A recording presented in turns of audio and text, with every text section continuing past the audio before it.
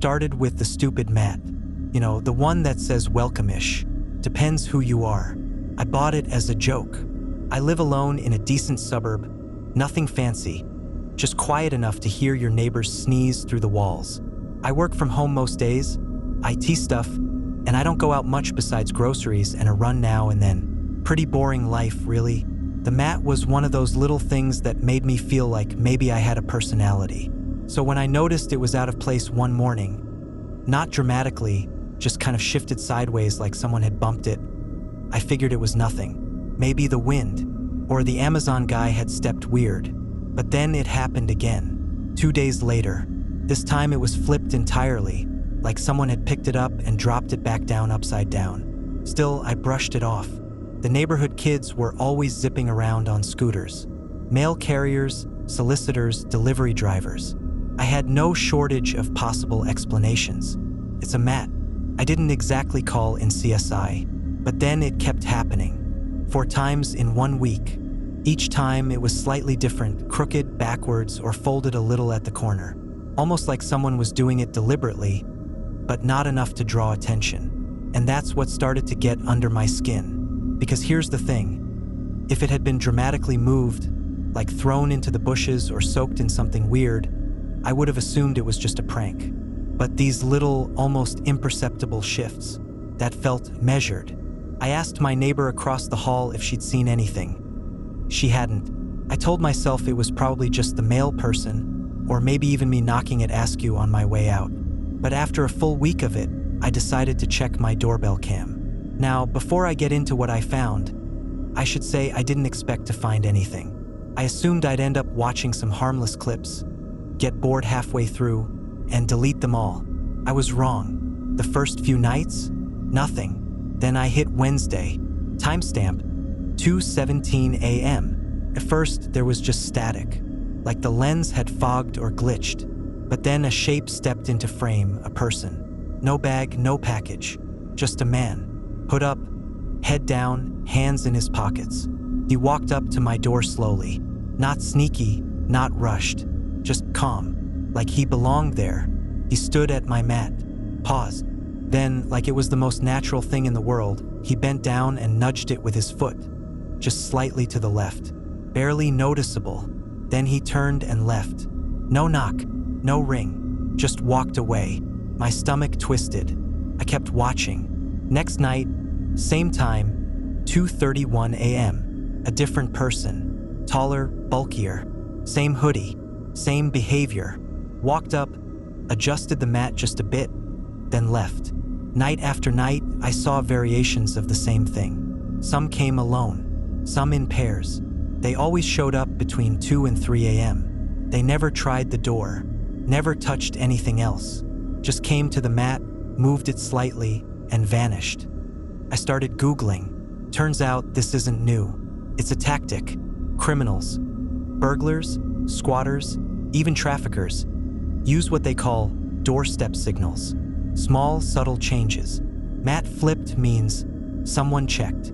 Mat sideways means routine not disrupted. Mat untouched? Still a risk. They use it to mark houses, to track occupancy, to test how fast you notice, whether you reset things, whether you live alone. It's a system, and I was on the list. I went full paranoia mode after that. I replaced the mat, installed new locks, bought floodlights and motion sensors, turned my doorbell cam notifications to max. Every time the wind blew or a raccoon blinked too loud, I was up and pacing. But the worst part, even after all that, they came back. Not every night, not in the same way, but 2 days after I replaced the mat, I found a pebble on the center of the new one, just sitting there, perfectly placed. Not a leaf, not random, deliberate. I checked the footage, a woman this time, same hood, same routine, bent down, left the pebble, walked away. That night, I didn't sleep. I stayed up, bat by the door, lights on, heart racing. At 3:06 a.m., my motion sensor went off. I checked the camera, no one there, but the pebble was gone. The next morning, I found a long scratch etched into the wood of my door frame. Thin, shallow, vertical, like a tally. I called the police, of course. They made a report, said they'd increase patrols. But they also said, off the record, that unless someone actually breaks in, there's not much they can do. No real crime yet, just signals, just warnings. So yeah, now I have bars on the windows, an alarm system, multiple cameras. But the truth is, I still don't feel safe. Because someone or several someones marked me. They watched me, cataloged me, tracked how I live, when I sleep, when I leave, and when I come home. And they're patient. They're not in a hurry.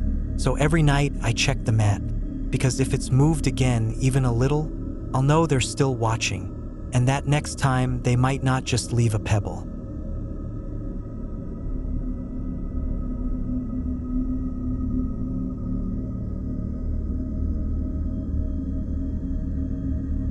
If you've ever come home from a trip and felt like something was off, like your house didn't quite remember you, you'll understand why this still messes with me. It started on a Tuesday. I'd just gotten back from a long weekend up north. Cabin in the woods, no service, no distractions. Just me, some hiking boots, and an embarrassing amount of trail mix. It was the first time in months I'd taken a real break. No work, no emails, no phone calls. Just peace and pine needles.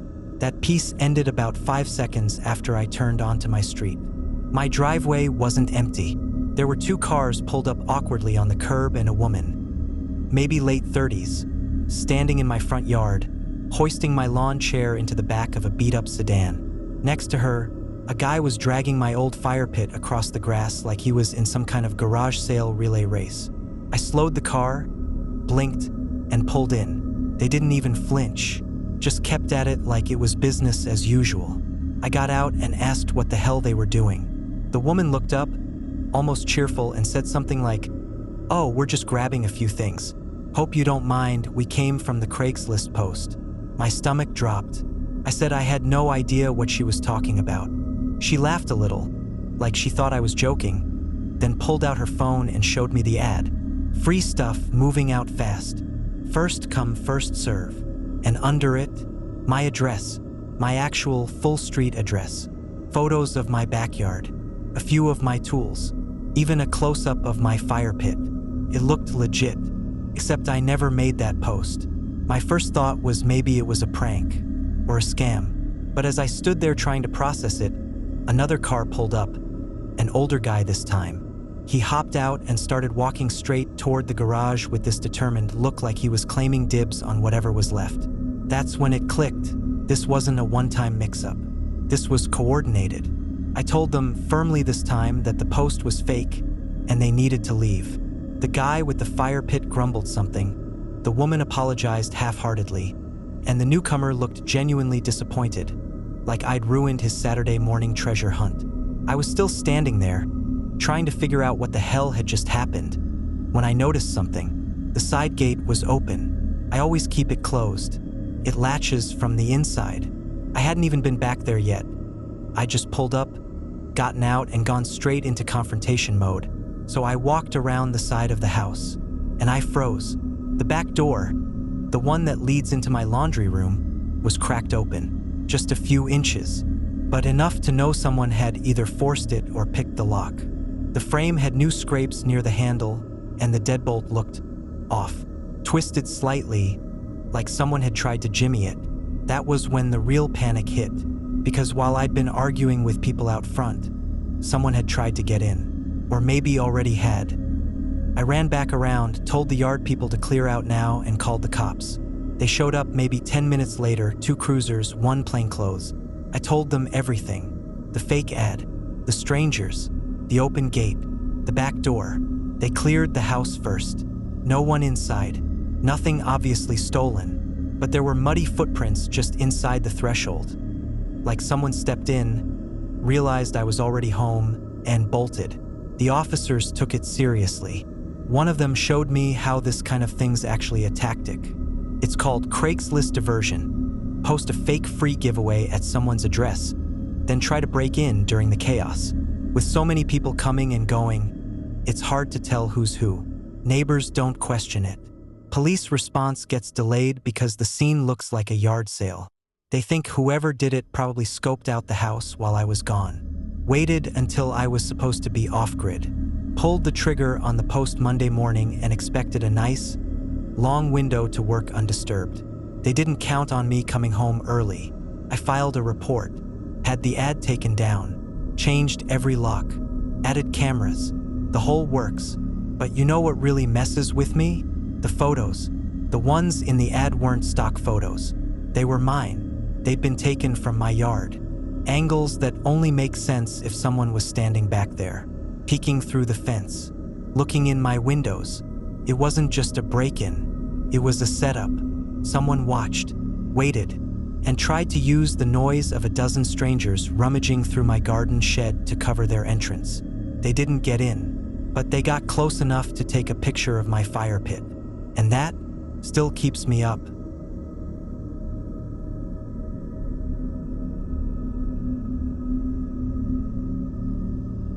If you're drawn to tales like these, consider subscribing to Spectral for more chilling entries waiting to be uncovered. And if you have your own haunting story that you'd like featured in an upcoming compilation, we'd love to hear it. Just email us at spectralentries@gmail.com. Now, let's get back to the video.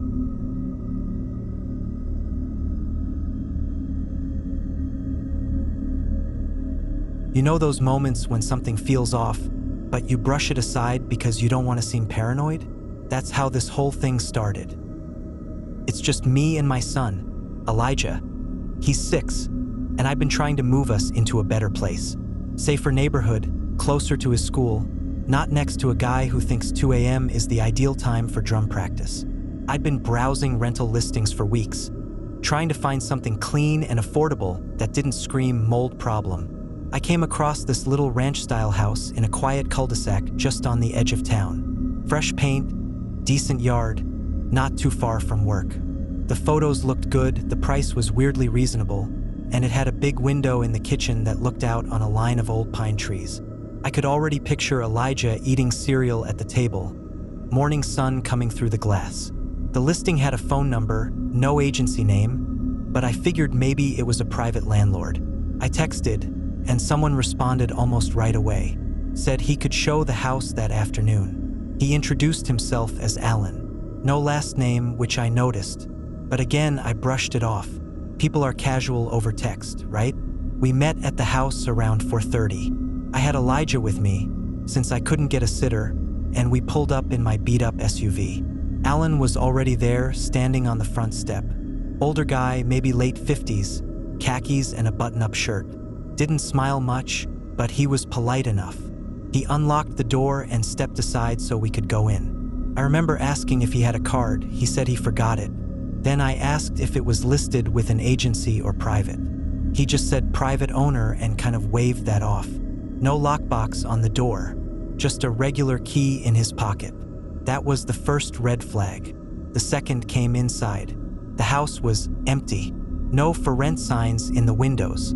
No folder with brochures or lease paperwork. Just a quiet, echoing space that felt more like someone had just moved out than someone was preparing to rent. Elijah wandered toward the back room, and I trailed after him, half listening as Alan rattled off square footage and utility details like he'd memorized a script. He wasn't pushy, but something in the way he kept hovering behind us put me on edge. You know when you can feel someone watching you? Still, I tried to stay polite. Asked about the deposit, availability, all the usual stuff. He gave short, vague answers. We didn't stay more than 15 minutes. I thanked him, said I'd think about it. He just nodded and stepped back inside as we left. I buckled Elijah into the car and remember thinking, I don't know, something about the whole thing didn't sit right. But there wasn't anything specific I could point to. It was just a vibe. I didn't end up following up. Too many question marks. But 2 days later, I went to grab something from the glove box, and it was open. Now, I'm not someone who leaves things messy. I know my car. I never leave that glove box hanging open like that. And when I looked inside, my registration was sitting on top of everything. Not tucked in the little sleeve where I normally keep it. Just lying there, like someone had looked at it. My stomach dropped, clicked in an instant. Alan. He'd been behind us almost the entire time during the showing. I'd left the car unlocked. He could have easily doubled back while we were inside. I even remembered hearing a car door click faintly behind me and thinking it was just another neighbor. But now, felt like a warning. I didn't call the police. Not yet. I didn't think they'd do much based on a hunch and an open glove box. I just locked everything, double-checked the windows, slept light that night, and the next. Then, the third night, it was just past midnight. Rain tapping soft on the windows. Elijah asleep down the hall. I was watching some dumb reality show on low volume, trying to wind down when I heard the click. It was subtle, from the front of the house, like someone testing the handle on my front door. I turned off the TV, waited, listened. Nothing for maybe 10 seconds. Then another sound, soft scraping. I grabbed my phone and crept toward the entryway. I didn't even have to look through the peephole. A shadow moved across the frosted glass. Broad shoulders, slow steps. I backed up into the hall and called 911. Didn't shout, didn't scream, just whispered what I saw, gave my address, told them someone was outside trying to break in. He didn't knock, he didn't speak, just tried the handle again, slowly. Then he stepped out of view. I locked myself in Elijah's room and waited with the phone pressed to my ear and a baseball bat across my lap. By the time the police arrived, he was gone. They swept the area, found fresh footprints in the mud leading up to the front door. Big ones, work boots, but nothing else. I gave them Alan's number from the Craigslist listing. It had already been deactivated. No trace of the ad, no rental listing, nothing, just a key in his pocket. And apparently my address in his hands. They never caught him, but they took my report seriously after that. Said something about similar incidents in nearby parishes, always involving private showings from fake landlords. We moved out 3 weeks later, found a place with an actual leasing office, full paperwork, the whole boring 9 yards. No one hovering behind us, no Craigslist shortcuts. Now I don't go to house showings alone. I lock my glove box, and every time I hear a click near the door late at night, I remember that man's face. Polite, quiet, unsmiling, like he wasn't trying to sell me anything. He was shopping,